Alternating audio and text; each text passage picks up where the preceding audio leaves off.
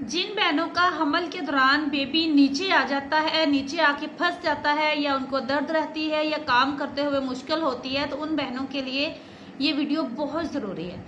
अब देखिए, इस बहन ने कमेंट किया है कि मेरा 20 वीक और डॉक्टर ने बेबी नीचे बताया है, बहुत परेशान हूँ।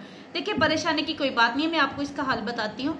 पाँव के बल बैठने से या ज्यादा देर खड़े होने से या चलने से, ज़ाहिर है घर के काम काज तो करने हैं, पहले बच्चे भी संभालने हैं, वजन उठाना है, बच्चों को उठाना है, तो ऐसा हो जाता है। अब आप इसका हल ये है कि जब भी आपने लेटना है तो अपने बटक्स के नीचे तकिया रखना है, और तकिया बहुत मोटा ना हो और बहुत बारीक ना हो, दरमियाना साइज हो। बटक्स के नीचे रख के रात को भी सो जाए तो बेहतर है, दिन के टाइम पे लेटे तो बेहतर है।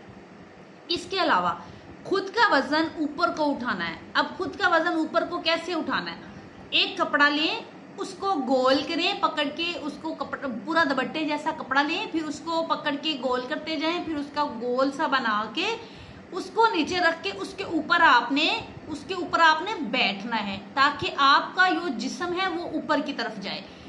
अब उस पे ऊपर अगर नहीं बैठ सकते तो कोई ऐसी चीज हार्ड सी हो जिसके ऊपर आप इजीली बैठ सकें, जिससे जैसा कि पहले हमारी जो दाइयां वगैरह होती थी मोहल्ले में, तो वो पाँव से का जिस्म ऊपर को उठाते थे। ये तरीका भी ठीक है, लेकिन सबसे बेस्ट तरीका तकिए का, दूसरा तरीका कपड़े के ऊपर बैठने का।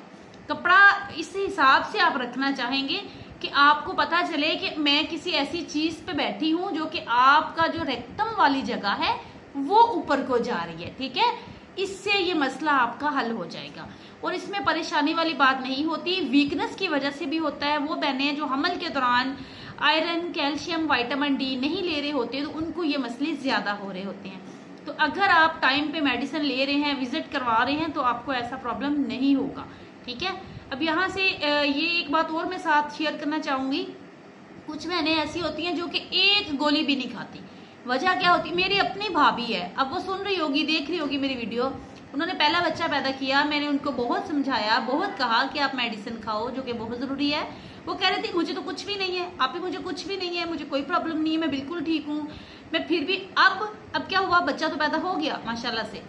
अब उनके फेस पे मैं कैसे आपको बताऊं कि खराब हो चुका है, स्याहियां वगैरह और बहुत कुछ, लेकिन जो वो पहले उसका बिल्कुल नीट था। अब जो ये कमजोरी कैल्शियम की कमी, विटामिन डी की कमी की वजह से होता है, तो कुछ भी हो जाए, आपको हमल के दौरान आयरन, कैल्शियम, विटामिन डी और अच्छी खुराक, हेल्दी और एक्टिव लाइफस्टाइल आपको रखना चाहिए, जो कि आपके लिए और आपके बच्चे के लिए बहुत जरूरी है।